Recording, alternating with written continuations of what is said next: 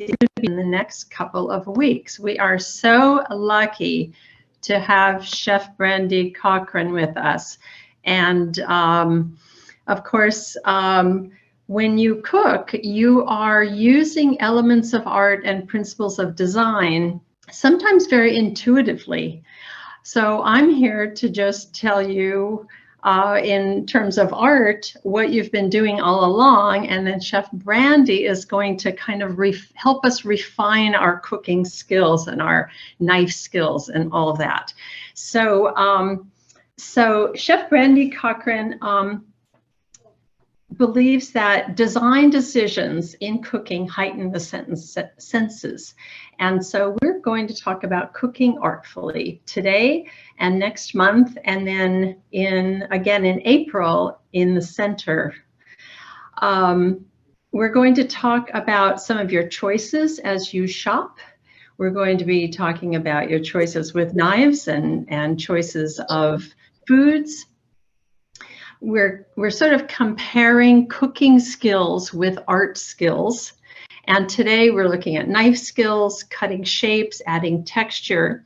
And I'm going to show you how the elements of art and principles of design are used for these knife skills and cooking skills. And then next month, we'll be doing some flavor building and some sauce and dressing making. And balance in design is very much like flavor balance in food. We're going to be talking about color theory and color families, just like we're going to be talking about taste profiles and flavor families next month. And then in person, we're going to have a workshop, cooking on the fly, being creative in the kitchen, cooking with others. And I like to compare it to creating a collage, that you're combining things, gathering and putting things together. So today is week one, our knife skills. Chef Brandy is going to talk about making a rainbow quinoa salad and all about knives and what to do with it and what shapes and roles of texture. And she's going to be talking about how approaching a vegetable, you make some design decisions about what shape will it end up. And just like in art, we do the same kind of thing. When we make a painting, we design the shapes and of course the colors. We'll talk about that too. We'll get into this next week with sauces and dressings. And let's talk elements of art and principles of design for a couple of minutes before we turn it over to Chef Brandy. And Chef Brandy's going to demonstrate for us. She's got a camera right on her board. We've got lots of colors to work with when we talk about food. And they already come in a variety of shapes for us, but if you put your knife skills to work, you can refine that further. So the elements of art are line, shape, color, texture, and space. We're going to be dealing mostly with shape, color, and texture in our cooking. So shape, color, and texture. They're all kind of here. The shape that the food starts out as, the shape that you cut it into, the texture it creates depending on how you cut it. And of course, the color of the food plays a role in sort of cooking around the rainbow. All the different ways you can cut an onion will give you different design elements and different art elements to work with. So that would be about shape. Color, of course, we've got the whole spectrum. We've got a color wheel here. We can even see what complementary colors are by going across. Red and green are complementary colors. It kind of heightens when you put a color next to its complement, each color is heightened and becomes brighter.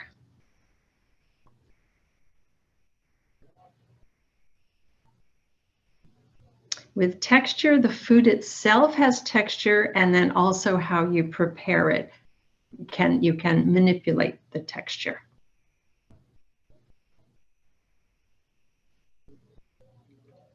Even in one food, you might get a variety of color and shape and texture, depending on how you use your knife skills.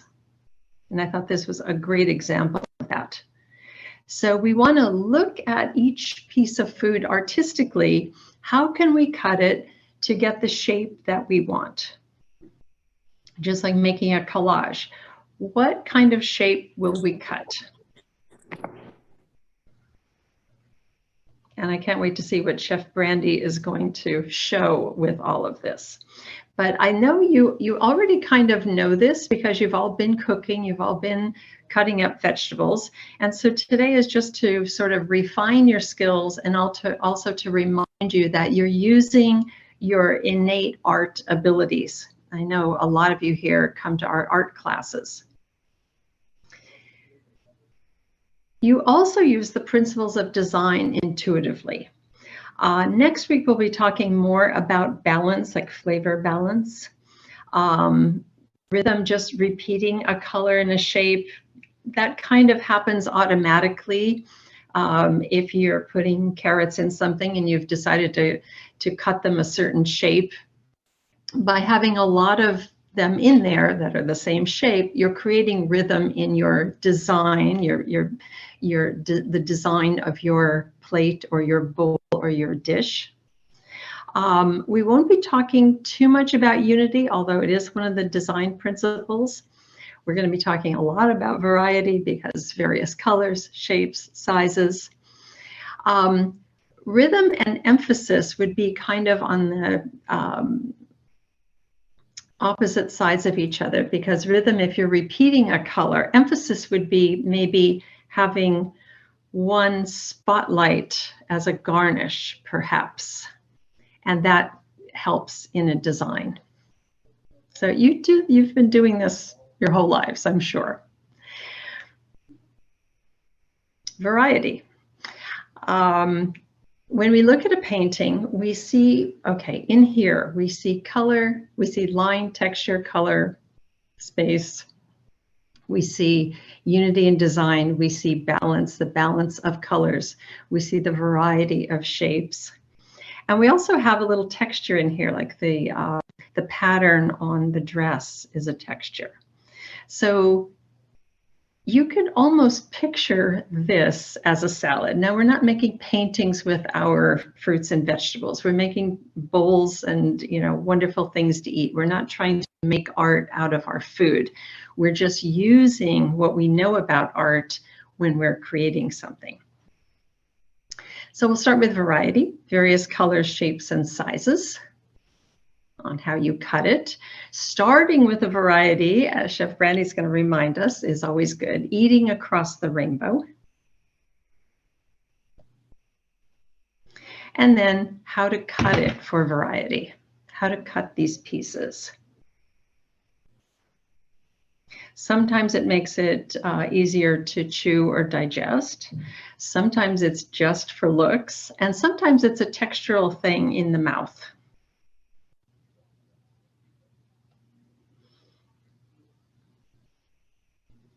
Shape, color, and texture. We're surrounded by it in the supermarket. We're surrounded by it, hopefully, in our kitchen and in our plates. So I love this collage piece. It has all of the elements and principles. There's repetition of design. There's repetition of color, there's balance of color and shapes, and there's, of course, variety of size as well as color and texture. So design decisions heighten the senses. The RSS Cooking Club Barbara will tell you more about it, but you're all invited to join. And I think we're going to turn it over now to Chef Brandy, who's going to put all of these artistic notions into practice right before our eyes. Chef Brandy Cochrane.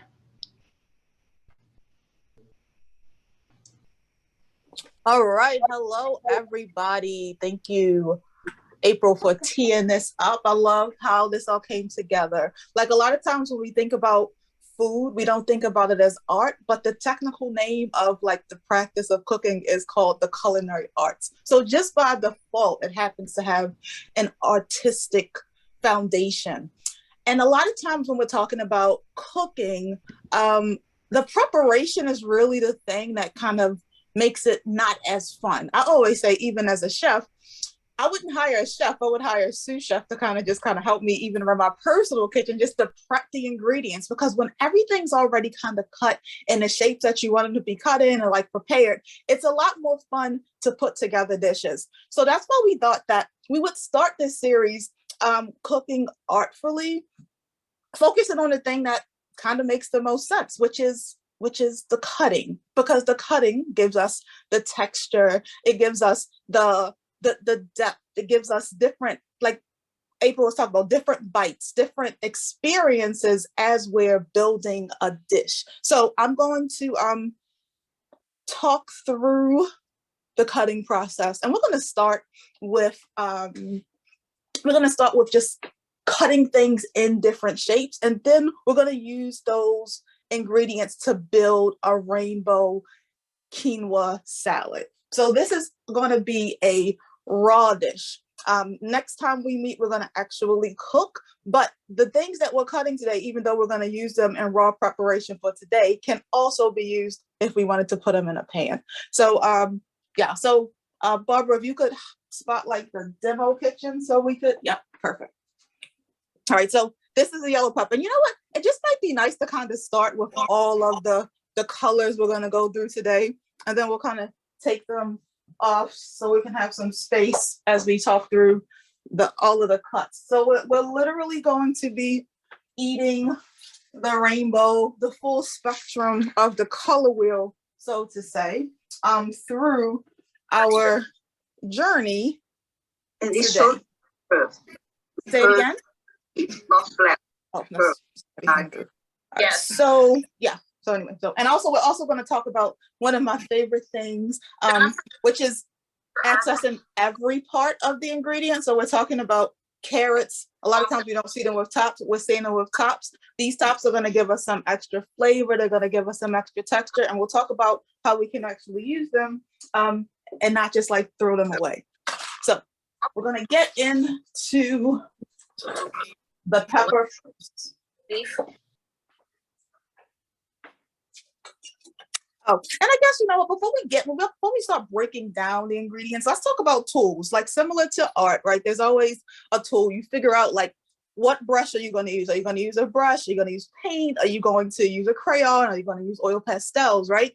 And similarly, when you kind of get into the kitchen, a knife is a really critical tool, right? It's really challenging to cut anything in all of the different shapes and varieties if we don't have a knife. A lot of people are scared of knives, understandably. A lot of times they're associated with injuries and things like that. I mean, and it can be very dangerous. But what I will say when we're talking about knives, first off, like, don't be scared to use a sharp knife. Like a dull knife is actually more dangerous than a sharp knife, because it gives you more opportunity for the knife to slip off of the ingredient. And when it can slip off, that's more opportunity for you to get cut. Now, when we're dealing with knives, there are tons of different knives. This happens to be like my favorite knife, and I've been through a couple of them. I like a traditional, this is like a chef's knife. I want to say it is 8 inches. Yeah, I think this is an 8 inch. They have an 8 inch, they have a 10 inch, and they have like a 6 inch.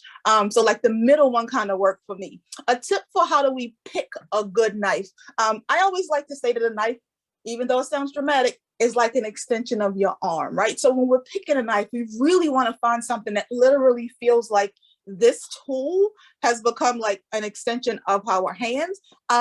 And there are different types. I always recommend going to some place like a Williams Sonoma or like a Sur La Table, one of those more expensive food brands, to try the knives out. What they do, they have a whole bunch of varieties of different knives. You can go, you can test them. They literally have different ingredients that you can kind of cut and feel the knife that makes the most sense for you there.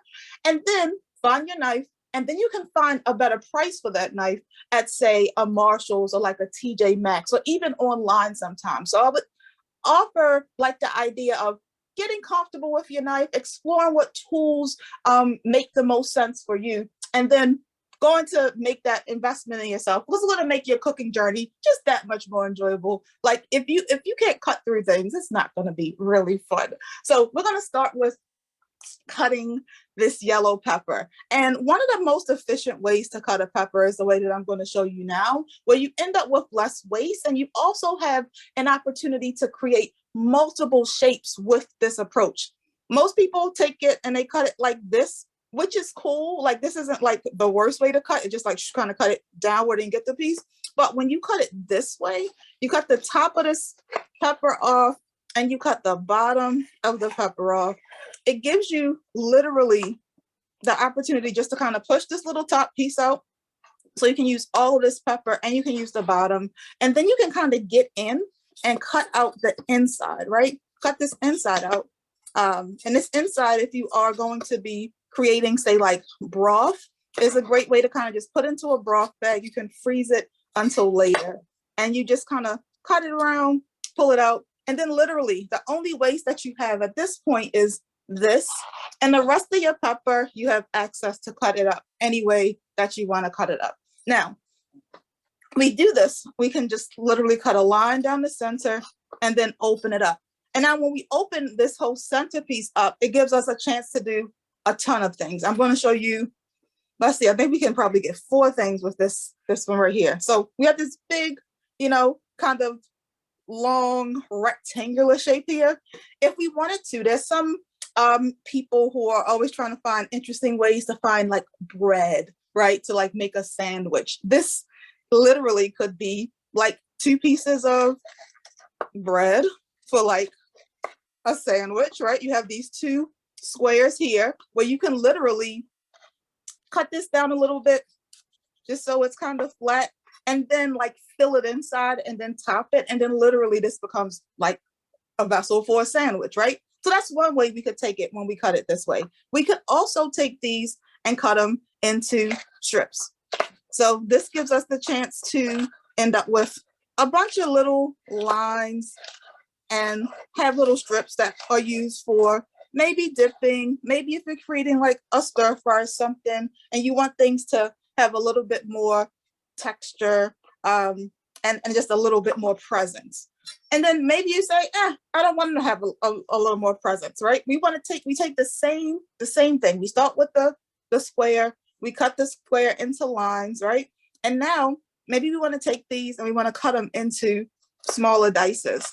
So just by utilizing your lines, it gives you the opportunity to shift what the ingredient is going to look like, right? Now you can take this same pepper, say for instance, I don't know, you're trying to find an alternative to a potato chip. I love a potato chip, but they're not the most healthiest thing, but it's something about that crunch that if you can get that crunch from something and you take it and you dip it into something, you kind of get over the fact that you're not eating like, deep fried potatoes, right? So say for instance, we take this and we cut it into these little larger pieces, and then we kind of create our own little natural, I don't know, like I think one of those brands that's like something called scoops where you like have these longer kind of corn chips and you kind of like can scoop salsa up. So then we end up with these little pieces that we could literally use as a chip if we wanted to, or if we were making a dish that we wanted something to really like, we wanted something to really have a presence, you could have like this big piece right here. So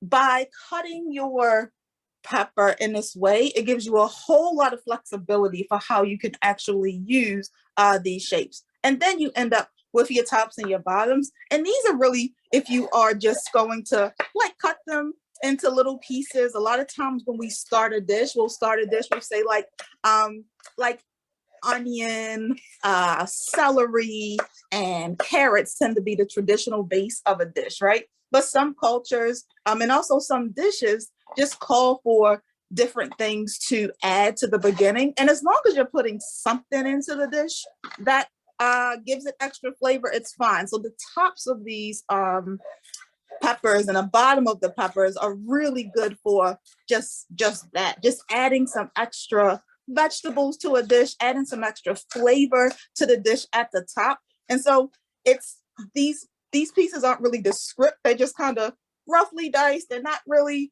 you know, they don't have a particular characteristic besides the fact that they are small and we're not going to waste them, right? But it gives you, like I say, access to the full pepper when we cut it this way. So these are literally just some ways that we can cut our pepper. And like, as I say, we ended up with a whole bunch of different cuts, but it started with simply a square, or really a long rectangle that was broken down into two squares. Then the squares were broken down into strips, and then those strips were broken down into cubes, right? And then we also took one of the squares and kind of, I guess, broke it down into a smaller rectangle. So this is the situation with our good friend, the pepper. Now we're gonna move the pepper over so that we can introduce a new veggie to the party and show some ways that we can break that one down.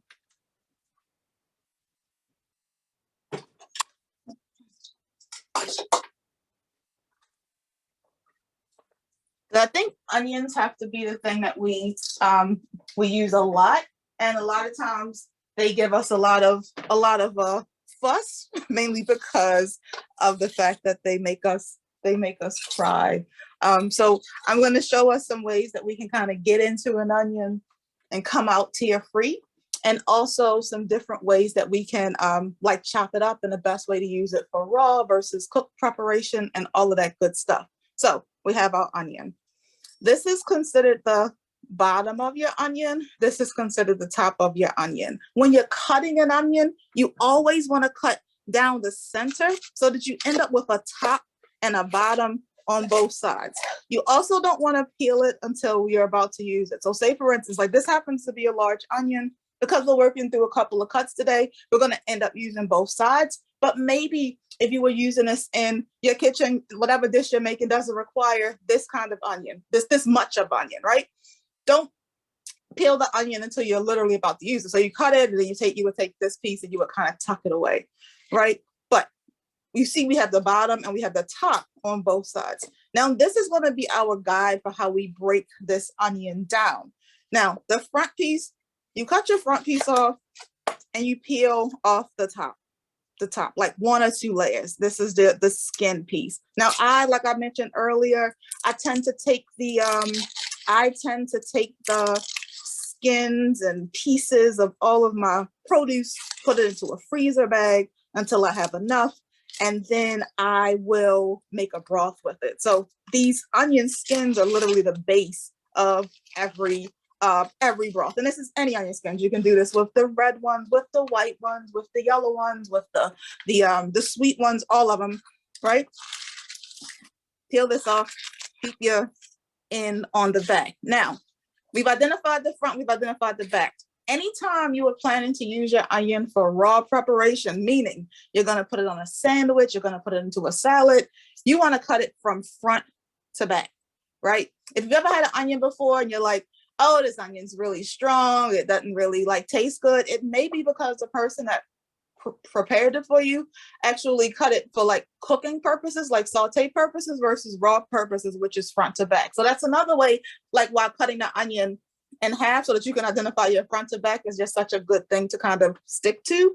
If you're going to be sauteing it, you're going to cut it from left to right. So that is just a pro tip when we're talking about breaking down an onion. Now, we have we're going to do a couple of things with this. I'm going to start with just half moons, so I can show you how, say for instance, you have an onion, like you have a dish that you want to create different shapes within a dish, but you don't necessarily need to break down 2 onions or even 2 halves of an onion, depending on how much of it you're going to need. So we're going to take this, and we're literally going to cut some half moon shapes front to back. So because we cut it in half, that's going to give us these half moon shapes. I tend to like these onions this way to be pretty thin. Of course, if you like onions to be thicker, you want to cut them a little wider. You're going to get a thicker shape here.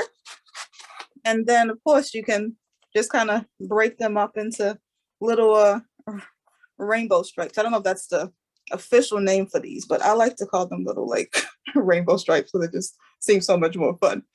Now, we're talking about how do we dice an onion, right? This was just a slice, a half moon. If we want to dice it inside of here, what we're going to be doing is cutting lines in, but not all the way to the back. So this piece right here that we have is helping us to keep everything together so that the onion doesn't fall apart, right? So we're going to put our hands on top. We're going to cut almost to the back to get inside of this onion. And if you want these pieces to be really big, you're going to cut less lines. If you want the pieces to be small, you're going to cut more lines. So this is like a pretty large dice. I'll show you a really small dice on the other onion just so we can look at this again. So you go inside, you literally do it again over the top, and then you come back and you break it down this way. So instead of, you know, cutting one little piece of onion at a time, you end up using your lines, identifying how big you want these shapes to be, going inside almost to the back, and then again across the top to break them down into pieces. And these are pretty big onions. These onions are going to have a presence in a dish. So just to show you that, I'm going to also use the other half to show you like just a smaller dice. So just how we take the same process, but we take the same process, but we end up cutting more lines. We end up getting smaller pieces, right? So yet again, we're going to identify our front. We're going to cut that piece off, and we're going to peel off the top of the skin. Yep. And then we are going to, this one does not want to detach from its original source, but we're going to give it a little bit of support. So we're going to get you broken down. So like we say, we're going to go in. We're going to cut more lines though, because we want these to be smaller pieces.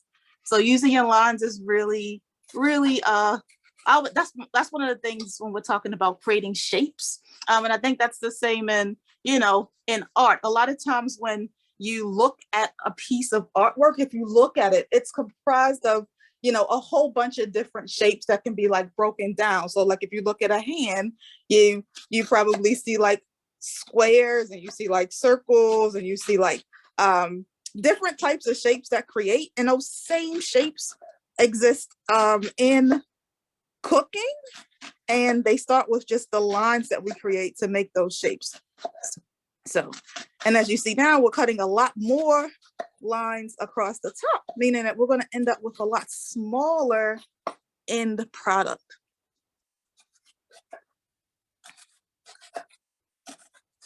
So these ones are teeny, and this might be something that you're gonna, if you want something to kind of cook down and disappear in a dish, you might want to start this really, really small like this. If you want something to just like, you just want to leverage the flavor, but you don't necessarily want it to live in a dish, that's why you would have something this small versus something like this that is going to give you the flavor, but it's also going to have more of a presence as the dish comes together.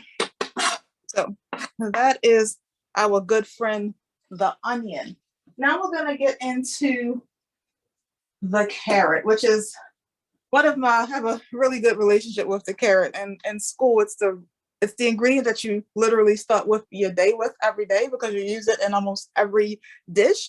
And it teaches you so much about shapes and how you can take something that isn't necessarily distinct, and what do you do in order to get it to be what you need it or want it to be, right? Like with the pepper and with the onion, it kind of has a intentional shape. You're talking about a circle. You're talking about something that starts as a circle that can be turned to a square. But even this oblong carrot, you can do the exact same thing with it. Now, I mentioned earlier about how much I love being able to see tops and use the tops. So we're going to hold these for a little later. But if you ever have an opportunity to get the tops of your beet greens, the tops of your beets, we have beet greens, the top of your carrots, we have like the carrot tops. Take them and use them. Like, they're not something that we should get rid of. They add a lot of flavor, a lot of health benefits, and a lot of texture to a dish. So with this carrot, we just took it, We cut the top off, we cut it into a little piece, and now it's a circle, right? Now what we could do with this is, we'll take this part of it. We could literally just do something really simple, which is cut it into circles, little slices, which is pretty simple, common, and not too much fuss, right? If we wanted to take these and cut them into, say, circles and half, we could literally take that, end up with half circles if that's what we wanted. If we wanted to cut them into quarters, we could do that as well. Take them and cut them into fours. But what if you wanted to end up with, say, like a strip or like a dice from this?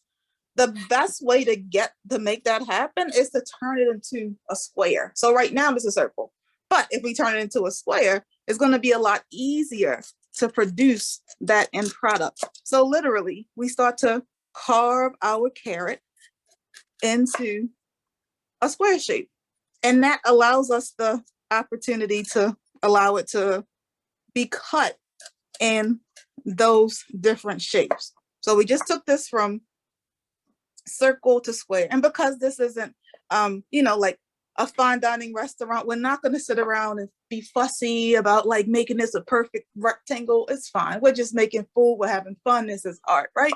But we took it from circle to square. Now we want to take it and we cut it. So now we have a nice little flat surface that we have, and I'm going to actually cut two so that we can talk about efficiency as well. Sometimes it might be a lot, it might be super like frustrating and annoying to kind of take time to like line up these things. You're like, oh, I got to cut the top off, I have to cut it in a square, I have to color these lines, I have to go back. It seems like it's a lot of work, but what's cool about it is that when you take the time to do that preparation, it makes everything make so much more sense, right? So we take this, because we cut them like this now, we can actually stack them. And because we can stack them, we could actually get more things done at the same time. So we started with rectangle, well, we started with a circle, we turned it into a rectangle, we cut it into a slice, and then we took it and we made it into some cool little strips. Now, just like with the peppers that we had earlier, you can literally take these strips and what? Flip them in another direction and then turn them into good old dices. And just like with the onion, where you have your opportunity to take your lines and use more of them to end up with smaller pieces, or less of them to end up with lesser pieces, it's the same way with the carrot. So you saw earlier we had a carrot, we just created these things with, say, like a third thickness, because we took it, we have like 3 pieces, and then we just stacked it, right? So we take this one, we cut it in half, and we make the pieces a little larger. Now we have larger squares. So it really is a matter of just using your lines and creating shapes with the vegetables to allow you to do whatever it is you want to do with it at the end of the day. So we have good old carrots, we have circles, half circles, quarter circles, strips, large cubes, big cubes. And these carrot skins are also really great for your stock. Or if, let me just show, even if, same how we had the peppers, how we just want to just like cut them into little pieces that might just end up being flavor carriers to a dish. That can be something that you do too, like where the shape doesn't really matter. That's the opportunity to kind of take these pieces, cut them up, throw them into a rice, throw them into a quinoa, throw them into a pasta, throw them into a starter for a soup, and they may disappear throughout the cooking process, but they still pack a punch when it comes to flavor, right? So now we're going to get into our good friend, the scallion. I love the scallion for so many reasons. First off, I feel like it's one of the most forgiving ingredients when you're trying to grow something. So I am not that great of a green thumb. So like I'll grow things and they don't really live that long. But scallions, however, have been one of the foods that I have been so successful with. I've probably been eating off of this one batch of scallions since like 2022. Like you just gotta keep growing them. You take a piece off, they keep regenerating. It's really, really cool. Now, and I always say, like with scallions, and like one way you can cut them is just cut them in like circles. That's the typical way that you cut a scallion, and that's cool. If you want to look like you like know what you're doing, or you want it to kind of feel a little more fancy and elevated, you cut it on an angle, right? And then even though it's even though it's literally the same thing, just that little shift in your knife by cutting it diagonally versus straight on, it makes a difference in like how it feels. Now, when you get down to this this part of it, a lot of times you only see people use the green part, and the green part is the preferred part or recommended part when you are using it for raw, right? When you're using it raw, because when you get down to this white part, it's not that you can't eat it, it's just that it's a little more fibrous. So if you are going to be using it, it's best that you use it to cook something. So that's just something to think about. How do we use the green part versus the white part? A lot of the recipes, like I say, will say avoid the white part, only use the green part. Yeah, that's if you're eating it fresh, I agree with that as well. But if you're going to be eating it raw, totally. I mean, if you're going to be cooking it down, you could take these and throw them into like the starter of a dish as well. And they add just like same thing, nice flavor, and then it kind of softens the texture up so that it's not so aggressive on your palate. And because, like I say, these roots are kind of here, you literally just throw these into like a cup of water, and they literally just keep growing back. So just a tip, like these things will just keep growing. So FYI, you don't have to buy scallions. And I think the last time I actually bought them, they were more expensive than they needed to be. So if we could all grow scallions, we could also all save money, which is great.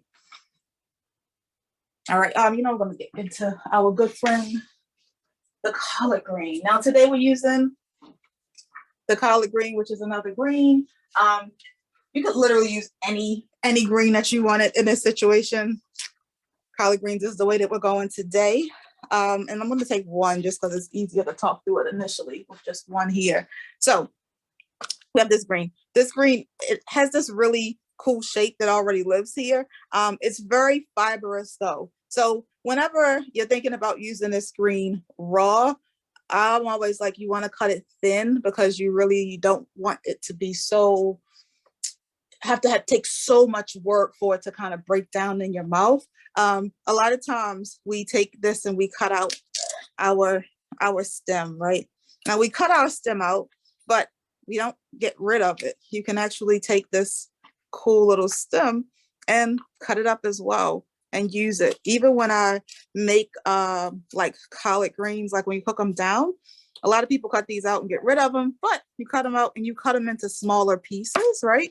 And you can still put them into your dish. It gives it a little bit more texture. It gives it a different flavor. And you get an opportunity to access the nutrients that are in this stem that are different than the ones that are in the leaf. So there's not a reason to get rid of it. I understand why we get rid of it, because texturally it just isn't that great in our mouth. But by taking it and cutting it into these pieces and then putting it back into the dish, it makes it a little more palatable, and it amps up the nutritional value. So we're going to take these and make a ribbon. So literally something as simple as just a roll. And we want these to be thin because that is, like I say, they're I find greens outside of spinach really to be kind of just super fibrous. And so making them thin makes them a lot more palatable. So just rolling them and then cutting them into thin little ribbons, as they call it, is going to get us a different texture and a more enjoyable mouthfeel when we use these in a dish not cooked. So we have these.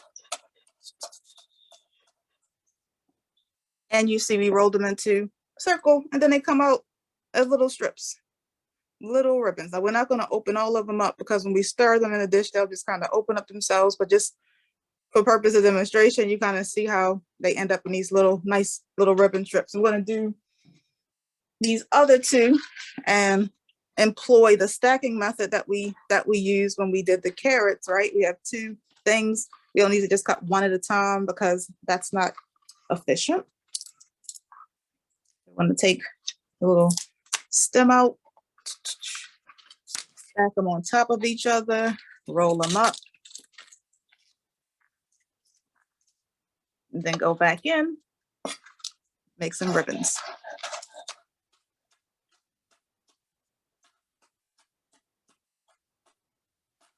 And this technique can be used, say if you were using cabbage as well. Cabbage also has like that flat leafy surface. So if you were taking either the red cabbage or the purple cabbage it's called sometimes, or the traditional green cabbage, the same, like, take it, peel the leaves off, roll them up and cut them is going to give you like these cool little ribbons. And they tend to be the preferred texture for usage in something that's raw, simply because, you know, there's already a lot of chewing going on. And so it just helps us get through it a little easier. Now, we have these good old little baby peppers, baby reds. When these are literally just a bell pepper before it's fully matured. It's just the red version of it. And just to give us a different shape, we're going to just cut these in circles. And because they're hollow on the inside, you end up with just these fun little circles with just holes in them. And there's no real fancy tip or trick for this one. It's probably one of the easier ones to cut. You just kind of cut it in a nice little slice. I mean, now you can break it down similarly the same way. So we'll show you how you can do that. If you just wanted to cut the top off and then, say, for instance, cut it in half, this might actually be a simpler kind of like chip or kind of scoop thing that we had talked about versus breaking that one down. So that's an option for this one. So you end up with different shapes and different usages for that. Or you could also cut the top off here and end up cutting it as well.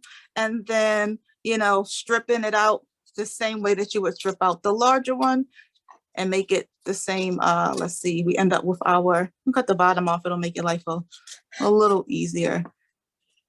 And then you flatten it out and you can still, like you say, get the strip from it, or get your dice from it.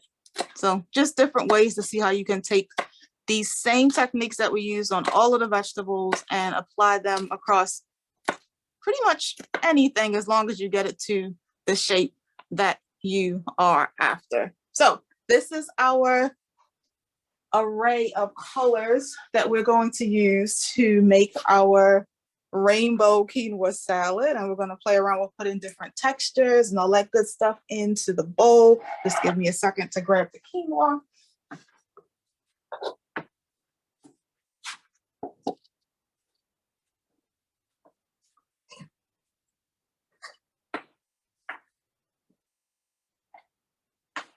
Right. So quinoa's literally just a grain. I'm not going to say it's, when I say it's like a grain, it's like oatmeal. And when I think about it from oatmeal, I feel like oatmeal is one of those grains where people think that it's only or most likely used sweet. But you could actually use oatmeal savory. And like when people think about quinoa, I think a lot of times you think about it as only being able to use savory, but it can actually be used as a replacement for like breakfast, and it can be made like sweet. So just a little tip about quinoa. But today we're going to stick into the savory mode because it would be weird to make a rainbow salad sweet in a situation. So we're going to add in some of the diced peppers. We're going to also go with the same shape of the carrots, and actually both of the shapes. We're going to use some of the smaller ones and some of the larger ones just to kind of give us different mouthfeels, like as we kind of get into this dish. Because that's one thing, especially when we're eating in general, texture plays a big role. And a lot of times when we eat a plant-based diet, we think that, you know, we're going to have all of these very like non-textural, mushy dishes. And a lot of times has a lot to do with our relationship or our experience that we've had with plants previously where someone has taken those vegetables and kind of cooked them really, really long. Or a lot of times I say the reason, my theory rather, is that the reason a lot of vegetables tend to be overcooked is because a lot of times it's the afterthought. Like you think about the meat dishes as like the main, and there's all this love that goes into that. And then because you hear that voice from your mom that tells you got to eat your vegetables, you like kind of last minute go and grab some and then throw them in a pot and overcook them. And then you're like, I'm not really feeling these veggies. Well, if you take that same love that you put into the meat and put it into the veggies, that might actually kind of shift the relationship. So just a little bit of food for thought as we're thinking about ways that we add more plants, textures, and colors into our diets. We're using the smaller onions in a salad. I just find it for a salad, I think if they're not pickled, then I kind of like them to be pretty small. We're gonna add in our good old ribbon greens. I'm gonna use the circle peppers, just to say playing around with different textures, different colors, different flavors in there. And then we are going to mix it all together.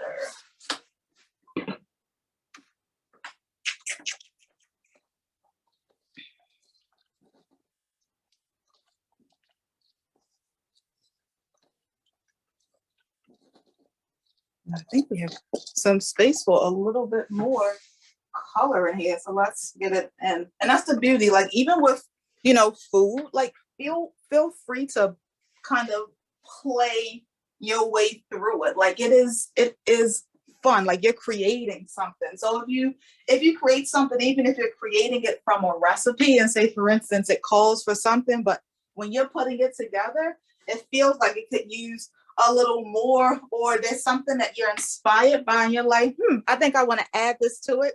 Give yourself permission to do that, because ultimately the goal is to make sure that you are enjoying the food that you're eating.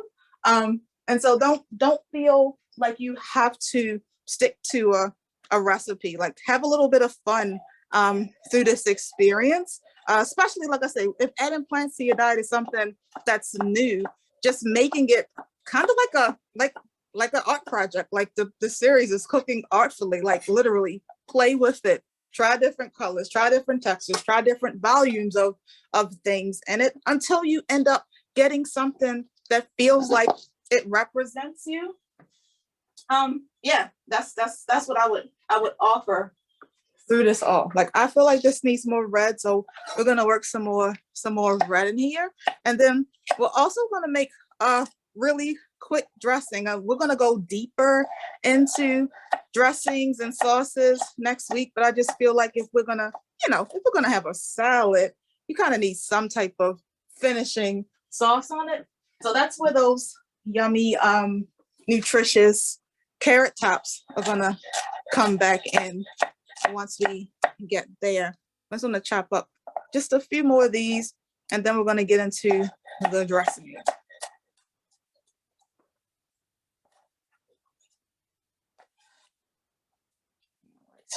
Move you here temporarily.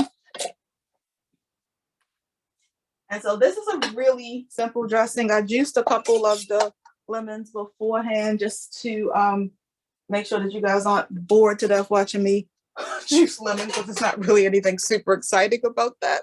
But we're gonna take some of the zest, which is another different shape that we can kind of make, like the zest from the lemon. Number one, it has a ton of flavor. It gives your dish a different dimension. It adds like levels of flavor. Like texture wise, you're not going to necessarily like taste the zest, well, like feel the zest, but you're definitely going to taste it. And it tastes different than the juice because it has the oils from the fruit, the natural oils that exist from the fruit there. And we take that and we're going to add that to it.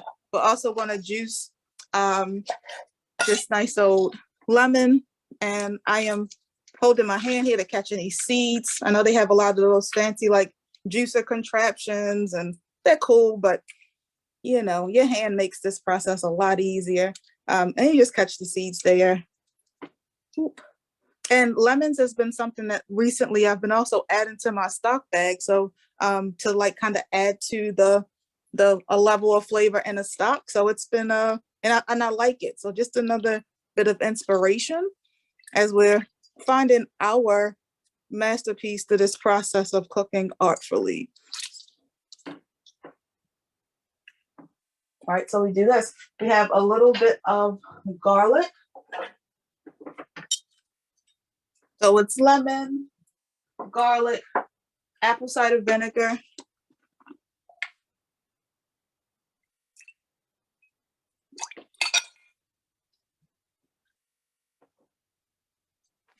some onion powder. Onion powder is replacing salt, right? As you saw with this one, like this dressing has no oil in it. It's not going to have any salt in it. The onion powder is replacing the salt. The apple cider vinegar and the lemon do a good job. We don't even need the unnecessary oil. That was some black pepper that was added, and this is some dry oregano.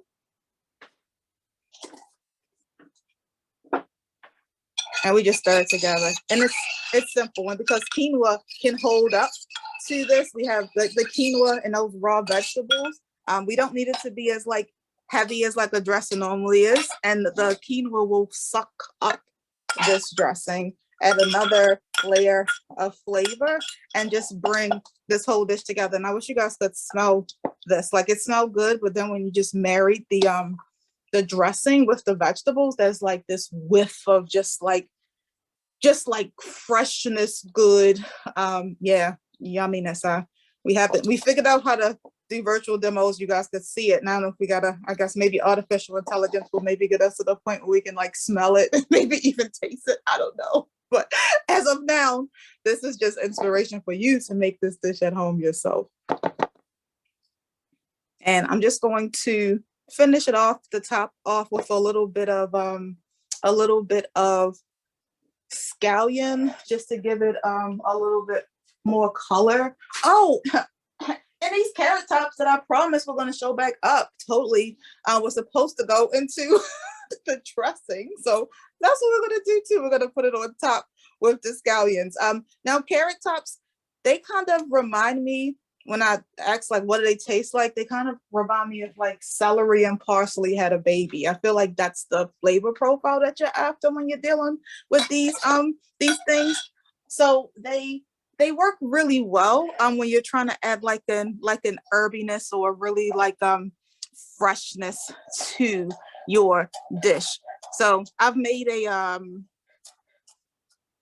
carrot top pesto that was pretty successful. It doesn't, doesn't taste like basil, but it still kind of gives your dish like a nice little pop of flavor. And it's a cool way to be able to use these tops outside of just like throwing them into a smoothie. So that just gave us a little more color, a little more texture. And I'm also still gonna top it off with a few of our good friends, our good friend the scallion, and we're gonna cut them on a bias because we want to look like we worked hard in the kitchen to create this simple, colorful, artful quinoa rainbow salad.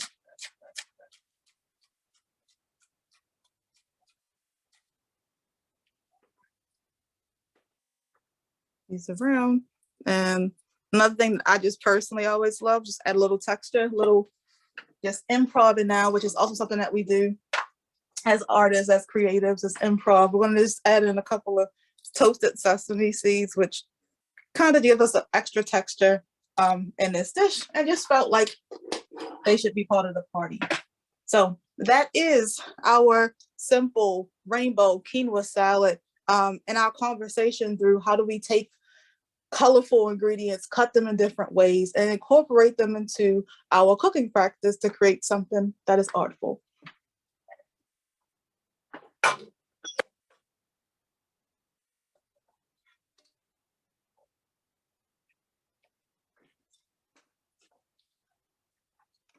Okay, thank you. Are you are you ready to take any questions or anything from people? Yeah, totally. Absolutely. Okay, so there we go. All right, does anybody have questions? I can read from the chat, or if you want to unmute yourself and just ask Chef Brandy any questions, or I guess April, if you have any questions as well. Go ahead. I have a question about the quinoa. Yes. Sometimes when I cook quinoa, which I love, it comes out like tasting a little bit bitter, and sometimes it doesn't. I can't figure out why it does that. Okay, question. Just the regular white quinoa we're talking about? Yes, correct. Okay. Are you rinsing it before you cook it? That's a darn good question. Do I rinse it? I'm not sure if I do or not. Okay, so that might be it. So I would offer to you that you make sure that you rinse it first. And you want to rinse it until it becomes clear. And if like you have rice? Correct, exactly. Just like you do with rice. You want to rinse it until the water runs clear, and then you cook it. And if for some reason that doesn't work, I would also recommend maybe soaking it, so to say, for like 15 minutes before you actually turn the water on and go from there. So that they may be some 2 ways to get that bitterness out of your quinoa. Thank you very much. You're welcome. I have a question. Does the yellow pepper, green pepper, red pepper, do they have any different nutritional value? Yes. So just like with every color has its own set of vitamins and minerals that exist in them. Now, in this moment, I don't know specifically which ones exist in the green versus the yellow, which is the red versus the orange. It's just not in my brain right now, but they all do have different properties. Hence the reason it's always encouraged for us to eat the rainbow so that we can have access to all of the nutrients by having every different one. Okay, thank you. You're welcome. Clarice has a question. Well, I have too many questions. I took notes, and I don't want to take up too much of your time, but the main thing I wanted to show you were the knives that I bought at Target about 4 or 5 years ago. Oh, sweet. In the cases. Uh-huh. And you can use it in your artwork, because I put this in some of my drawings. Oh, I love it. And it made me very conscious of getting my fingers cut, because before I did this, I didn't pay much attention, and I was always getting cuts. So, and they have designs on them, see? Yeah. And so, and they're sharp enough. This is the best one, the longer one. Uh-huh. And it has a cover. But it's long. The design is on the knife itself. Yes. But so that was one thing. But I have a lot of things to go through. I wanted to ask you about the onion, because it's a crying job for me. Yeah. And I just wanted to ask if you have anything that you mentioned it at the beginning, that you might have something to say about that. So I don't want to go through this whole list, because I'll take up too much of your time. But that was one thing. Yes. So the onion. So the one, I cut onions on camera lots of times, and I've yet to cry. And a lot of that has to do with how I shared how we cut it from the top and the bottom, like cutting through that way. There's also been theories about that when you do it that way, you don't release the sulfur, because the sulfur is the element that causes us to cry. So when you cut it that way, you don't give the sulfur an opportunity to kind of come out. So you cut it more at an angle?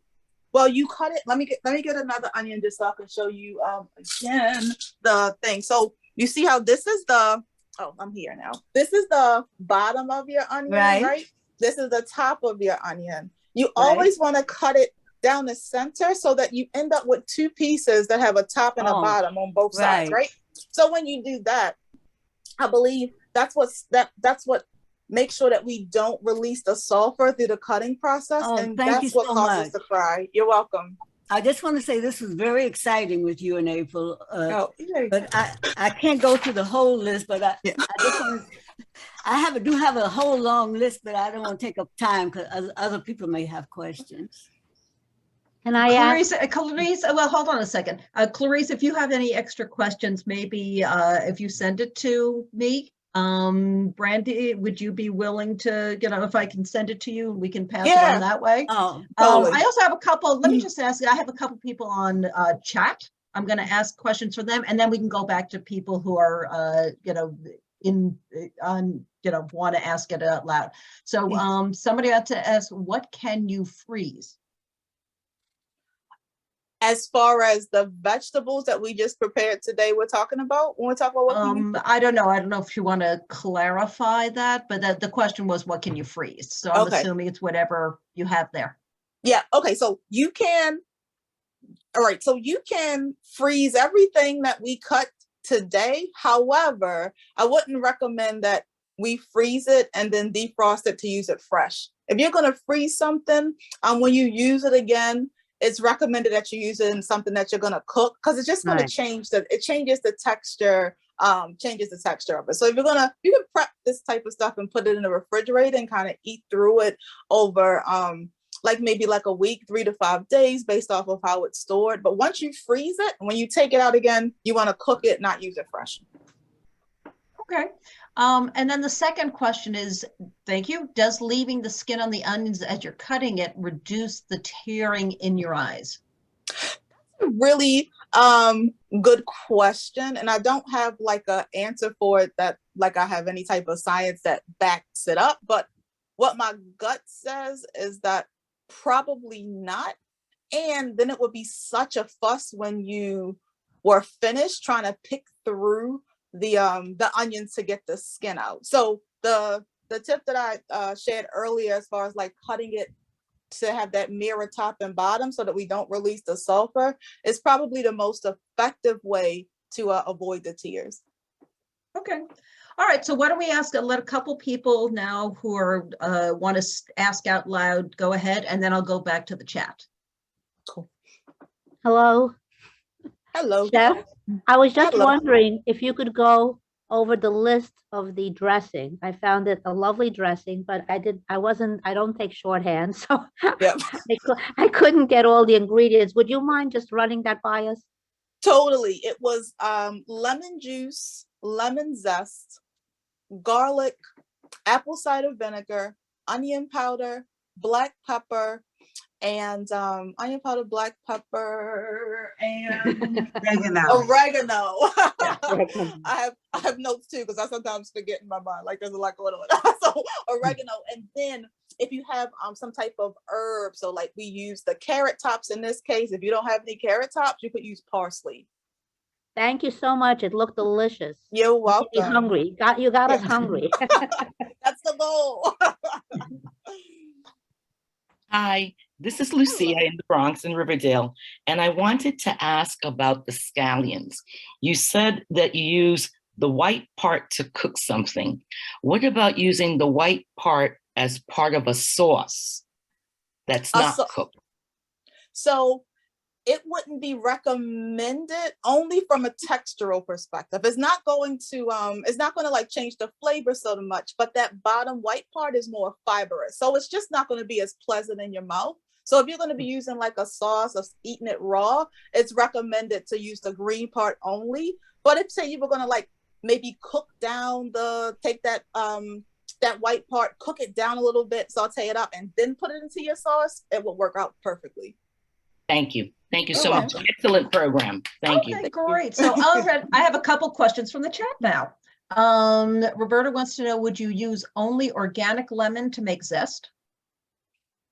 So I'm personally, if you can get organic, get it, but don't make that the reason that you don't get it, if that makes any sense. So it's at the end of the day, if you can find it and it's accessible, it's within your budget, organic is always recommended and preferred. But you can get a lemon that is conventional. You can wash it like you should always do whenever we're zesting anything. People's hands have touched it, zest it. The flavor's going to be good, and you're still going to get the nutrients from it.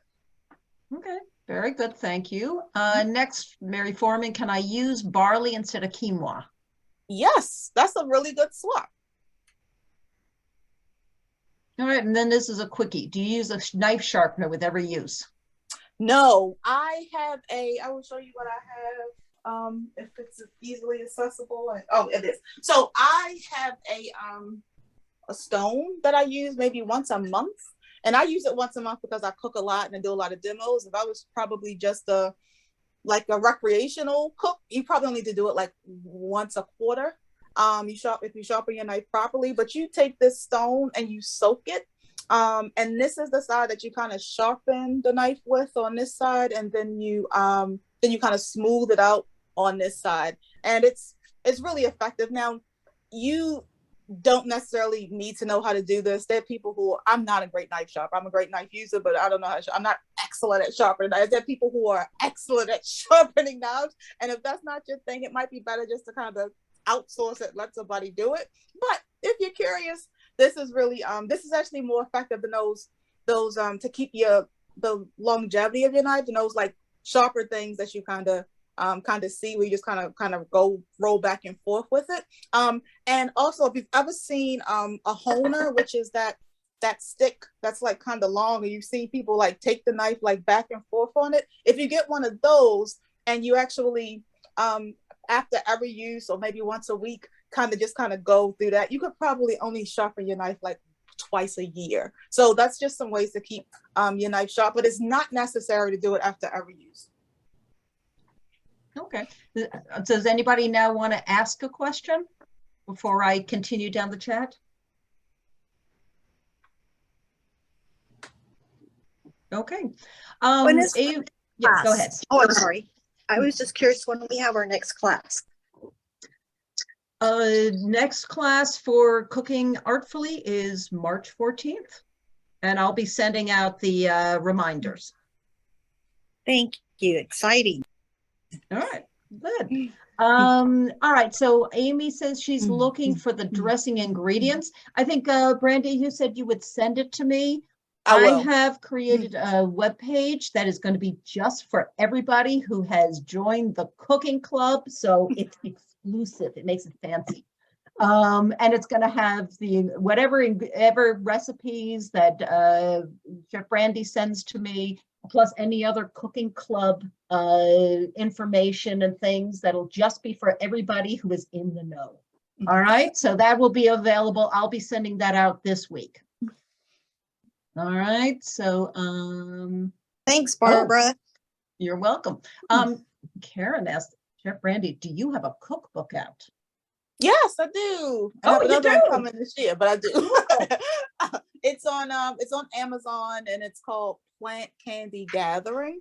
Oh, you want to put that in the chat if you get a chance? That would be great. Oh, that's cool. All right, congratulations. Thank you. Maya Fan says, can you use olive oil in the dressing? So you can, but you don't need to. So we are, we're really big on, like at Plant Power Metro New York, and my personal philosophy as well is that you don't need oil, right? It's not going to add any flavor to the dressing. It's just going to add like unnecessary fat, honestly. And so you could add oil to this dressing, totally fine, but you don't need it. So I would encourage you to try it first without it, and just to see how you can still enjoy an oil-free dressing the same way. Okay. Somebody asked, will there be a recording? Yes, this is being recorded. And when I send out that page, this recording will be on it. So that's it for the chats. Does anybody else have a question? We have a little time. So, all right, we have lots. Go ahead. When you're using now the quinoa, you said other things are able to be substituted. You could use brown rice, you could use barley, you could use farro, you could use a lot of different things. But isn't quinoa the one, I don't know if you would call it a grain, that is used as a protein as well, while the others are pure carbs? So people say that's true. And there's some protein and most grains. Quinoa does have a high source of protein.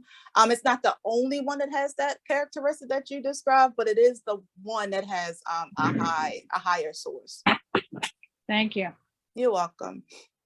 Chef Brandy, may I ask you, how, when you put it, that lovely salad you just made, and let's say you refrigerate it, how long does it stay fresh? Probably it hasn't lasted in my refrigerator longer than like 3 to 4 days. So I only can vouch for like 3 to 4 days, but I've gotten through it in 4 days and it's still as good as it was on day one. And honestly, a little better because the dressing is kind of set into it. Yeah. Thank you. You're welcome.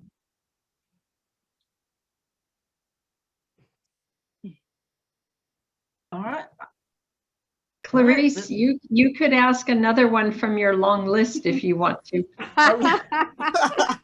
She's so sweet. Is she there? Yeah, she just has to unmute. It takes me a while to function with the computer. Yeah, welcome to the club. Yeah. Welcome to the club. Oh, yeah. Well, one of the things I was going to ask was about the how much protein do we need? Because everybody keeps saying more protein, more protein. And I'm just wondering, because I use protein in a lot of things, even supplementary drinks of protein. So I don't know how much I should have. Like I think there are a lot of variables because I'm like 99 and I'm like 115. So I don't know if the size makes a difference in terms of how much protein you need or what. Yeah, so I'm going to give a disclaimer that I'm not, say, an expert, and it's kind of hard for me to be able to say how much protein you need because it's kind of personal based off of like what your goals are, all of those kinds of things. But what I will offer is that protein is one of those things that we, for as much as this country, or we always hear in the news that we need to focus on our protein and worry about protein, it's the one thing that we really don't need to worry about. There are little to no protein deficiencies in this country. And if we're going to worry about something and try to like focus on things, what we want to focus on is getting more fiber, right? And so what I will say is that we want to try to get at least 30 grams of fiber a day. And because there's already protein that exists within vegetables, we don't have to worry about our protein. That kind of just balances itself out.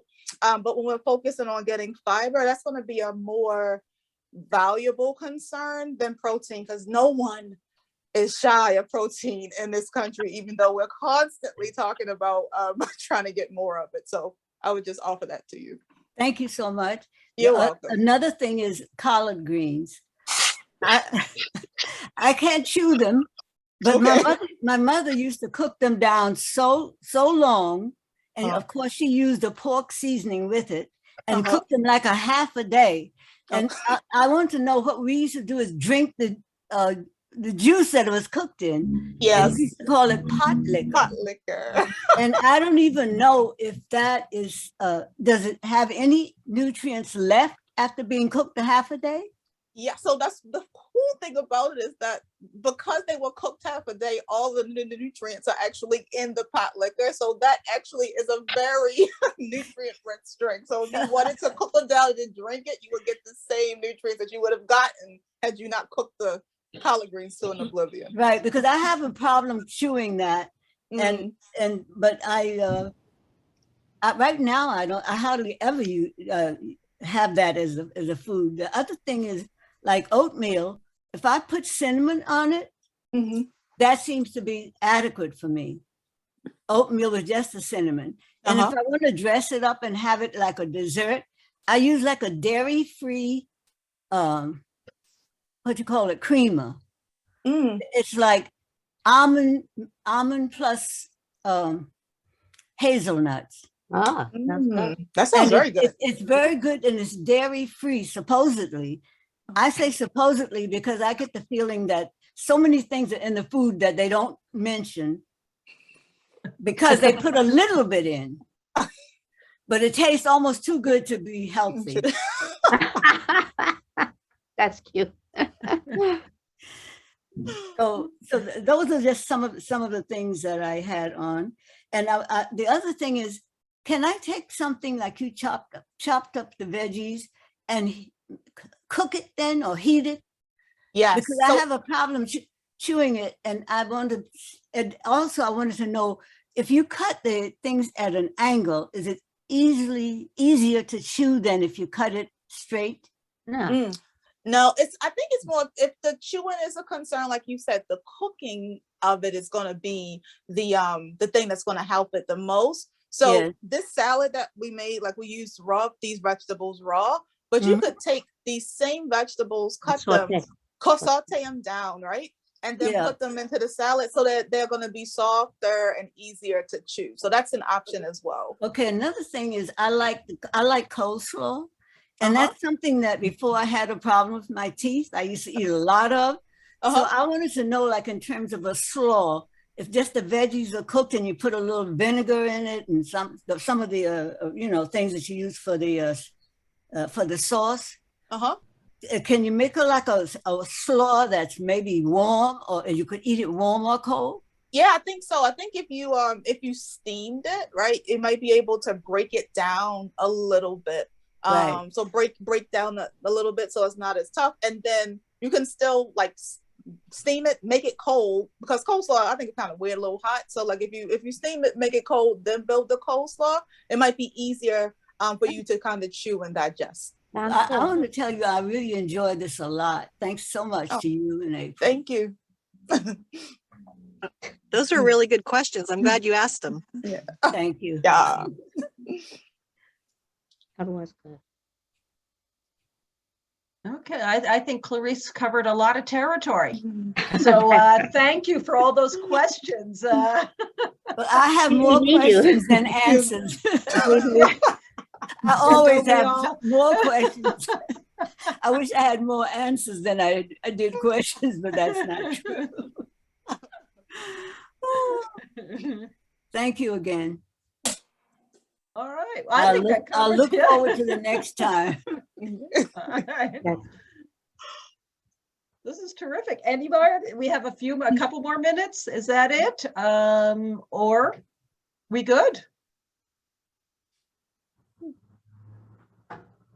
I think we're good. So everyone wants to run off and make something to eat right now. I know, you and me both. So I heard somebody say they had a question.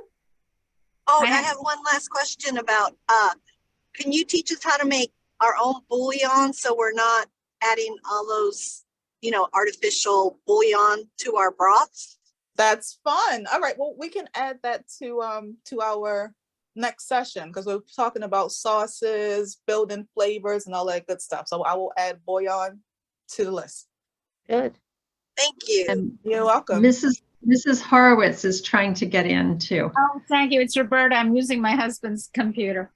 I just wanted to say, when you mentioned that as much time and effort as people spend in making that delicious meat, and we should put that effort into the vegetables and the grains that we should be eating more. So I thought about that, and I said, I've taken this kind of a class before. I think it's wonderful. And it has actually influenced my way of not only thinking, but of purchasing food. That my first thought now is, what vegetables are there out there? And how am I going to use it? And when I think about creating a meal, I no longer say, okay, tonight I'm going to have, and name the protein of choice, the chicken or the meat or the fish. But first thing I do is I say, okay, what am I going to do with vegetables? And the easiest thing I find is, sometimes I find great recipes, but sometimes it's not there. And so I just start taking out some vegetables and I take a look, and thank you so much, April. You go for the colors. And when it's beautiful and you throw on a delicious dressing, it's what could be bad. And when you're eating it, you're saying, oh my God, I'm eating so much of it. But at the same time, it's so good for you that you could do it guilt-free. Yes, thanks for sharing it. That's great. That's great. Well, thank you, RSS, for sponsoring programs like that have influenced so much. It's our pleasure. I was surprised that you used 2 acids in the same dressing. I have never seen that. I'm going to try it out. Yeah, yeah, because they had different they do different things flavor wise, and especially because we took the oil out, that helps to just give it a little bit more mouthfeel. Mm-hmm. I love that you used the carrot tops. That was fascinating. Yes, I love that they were there. Every time I see them when I go buy carrots, I get excited. It's like they left the tops on. So we have Susan says she added couscous to her veggie and soup for lunch today, and Jumpstart got her on the right track. Nice. And I believe she did it twice. For Jumpstart. So she's extra good at it. Nice. You mentioned, Chef Brandy, that the beets also will come with the greens if we find them. Yes. If we find them. If you find them. Yes. And beet greens are delicious. Just like how you would make any green, saute it down with some onions, some garlic, some peppers. They taste really yummy. The produce stores have that, and I just make the greens like I would spinach. Yes. Yes. But don't waste, if you can get them, don't waste them. Sounds good. Would you do the same with radish tops? No. Radish tops? That's a good question. The funny thing is I've never seen them attached. So I don't have a real life example for that one. I would have to taste them first before I had an answer for you. Right. They're really peppery. I've used some in salads, but I've never thought to cook them down. Oh, okay. So they're probably so I grow radish sprouts, so they probably have the same profile as a radish sprout. So yeah, they could work, but like you say, they are pretty peppery if they're in the same vein that way. They could work. You just have to figure out your balance, because they're a bit aggressive if they taste the same way as the sprouts do, as far as the flavor is concerned. Yes, they're very aggressive. Yes. Definitely. Go ahead, Roberta. You're muted. Oh. Apologies. I've just gotten back into growing sprouts. Other than putting it on a salad, how else would you use it? So I tend to I've used it in a salad. I've used it as a salad itself. I've put it into wraps. I've also topped stir fries with it. I've topped soups with it. So that tends to be how I use my sprouts. And I've also put them into a smoothie. Oh, nice. Thank you. You're welcome.